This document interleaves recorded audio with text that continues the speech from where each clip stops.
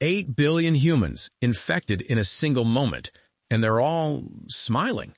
But here's what nobody is talking about. That liquid they're drinking, it's made from human bodies. And by the finale, Carol makes a decision that could end everything. But first, you need to understand what this virus actually is, because it's not what you think. And why exactly 13 people are immune?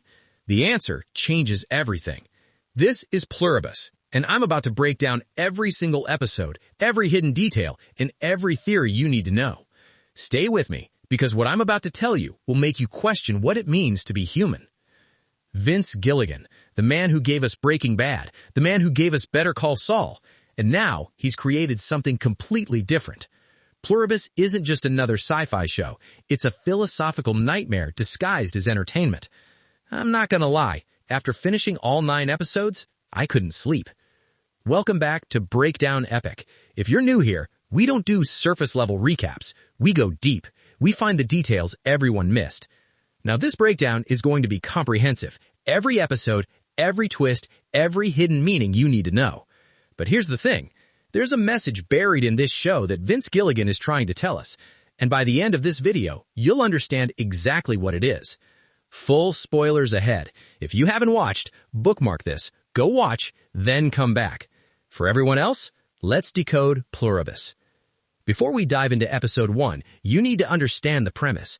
Somewhere in deep space, something sent a message to Earth. Not just any message, an RNA sequence. Now, think about this for a second. DNA is your body's blueprint. RNA, it's the messenger. It carries instructions. Someone or something sent us genetic instructions from space. And humanity? We followed them. We converted that signal into DNA. We tested it on mice. And then it escaped. Now, I need you to pay close attention to what happens next, because this opening sequence, it's the key to understanding everything. Episode 1 wastes no time. Jane gets bitten, and instead of dying, she transforms. Notice her expression. That smile? It's not happiness. It's programming. Then she spreads it, through a kiss, through physical contact, and here's where it gets disturbing. Every infected person starts moving together, thinking together as one. The hive mind is born. Now, throughout this entire sequence, there's a countdown timer running. The grand event, and we're about to see what it means. Okay, now stay with me here, because this is where we meet our main character, Carol, a best-selling novelist, living what seems like a successful life. But immediately we notice something. Her relationship with Helen is hidden, secret. Her novels feature a male romantic lead named Ruben, and Carol doesn't want her fans to know she's not straight. I mean, think about it. She's created this entire public persona, a mask, and the show is already telling us something important about identity. Keep this in mind, because by episode 9, this theme becomes everything. Carol and Helen arrive at Albuquerque, home, and right away we see another detail everyone missed. That breathalyzer in her car? It's not rental. It's installed because of a past incident. Carol has a drinking problem, and the show is setting this up from minute 1. Meanwhile, in the background, chaos is starting. The grand event hits. Every single human on Earth, at the same moment, starts having seizures. Carol carries Helen, drives through the chaos, reaches the hospital. But the hospital? Everyone's infected. Doctors, nurses, even newborn babies. Helen doesn't make it. Not because of the infection. She hit her head during the seizure, and she died. This moment, this is what drives Carol for the entire season. But here's the twist nobody expected. When the hive mind tries to infect Carol, nothing happens. She's immune, and she's not alone. This guy, Davis Taffler, he reaches out to Carol through the TV, and what he tells her changes everything. 12 humans worldwide are immune to this infection. The hive mind isn't an alien invasion. It's not a deadly virus in the traditional sense.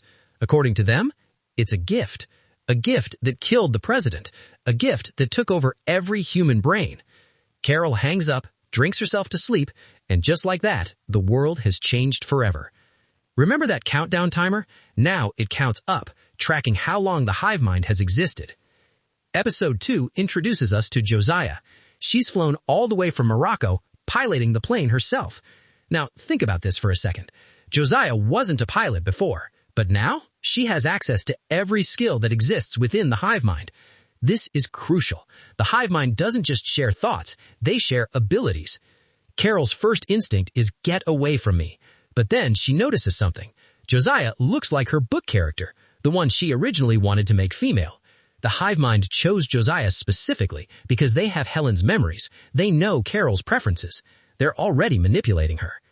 Now, here's where something incredible happens.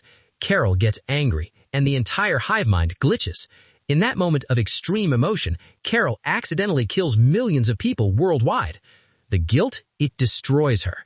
But this scene also reveals something crucial about the hive mind's weakness. They can't handle intense negative emotions. It breaks them. Keep this in mind, because Carol will use this later. Carol connects with the other immune survivors, and here's where we learn something disturbing. Most of them, they don't see a problem. Koumba's living like a king in Vegas. Supermodels, private planes. Why would he want to change anything? Lakshmi has her family back, sort of. I mean, think about it. From their perspective, the hive mind gives them everything. Unlimited resources, complete safety. Why fight? Carol is alone in wanting humanity back. She argues that human identity matters, individual consciousness, free will, but nobody listens. Episode 3 opens with a flashback. Carol and Helen at an ice hotel in Norway. Helen loves it. Carol, not so much. But she pretends, for Helen. She hides her true feelings. This scene isn't random. It's showing us who Carol really is. And it connects directly to what happens next. Back in the present, Carol learns something crucial. The hive mind cannot lie. They tell Carol the truth about Helen, that Helen thought her novels were mediocre. It hurts, but it also gives her a weapon. If they can't lie, Carol can force them to reveal secrets. And immediately, Carol tests this. She asks, can the infection be reversed? Josiah goes silent, won't answer. And Carol realizes, if the answer was no, they would have said no. Their silence proves there is a way to reverse this. Episode 4 introduces our second major character, Manuso. This guy, he's Carol's complete opposite. While Carol's been accepting hive mind hospitality, Manuso's been living off dog food in a storage unit. He refuses all their help, completely. Not because he can't, because he won't. Now here's where it gets interesting. Manuso discovers something, a special radio frequency. Most frequencies silent, but one active. Either this is how the hive mind communicates, or it's connected to that alien signal. Remember this frequency. It becomes critical in the finale. Meanwhile, Carol's getting desperate. She steals truth serum, tests herself first. It works, and now she has a plan. She injects Josiah, way too much, and nearly kills her. This scene is devastating, not because of the medical emergency, but because of what it reveals about Carol. She was willing to kill someone to get answers. The hive mind, they won't hurt anyone. Carol, she just proved she will. Notice the irony. The monsters are more ethical than the hero. Now, we're about to get into the really disturbing part of this show. But before I continue, if you're watching this and you haven't subscribed yet, you're missing out. I drop these breakdowns the moment new shows release. Seriously, I sacrifice sleep for this. And trust me, you'll want to be here when Pluribus Season 2 drops. Hit that bell so YouTube actually tells you when I upload. Anyway, back to the chaos, because what I'm about to reveal is the darkest secret of this show. Episode 5 starts with a simple image, someone drinking milk, except it's not milk. Carol notices something. Every trash can is filled with these cartons. No milk smell, something else. She traces it back to a converted dairy factory and finds them manufacturing this. Golden liquid, pH neutral, oil-like consistency.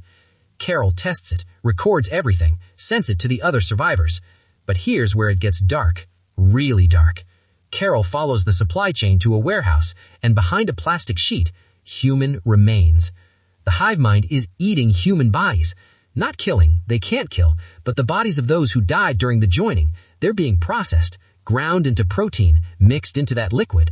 Now, I know what you're thinking. This is horrifying. But wait, let me show you their reasoning, because this is where Vince Gilligan does something brilliant. The hive mind explains everything. They cannot harm any living thing, not just humans, not even plants. They can't farm, they can't harvest, they can't even pick fruit from trees. Their bodies, their programming won't allow it. They can only consume things that are already dead or have fallen naturally. So, human bodies that already died, to them it's just efficient. Not murder, just recycling. And that's what makes this so disturbing. Episode 6 brings Carol to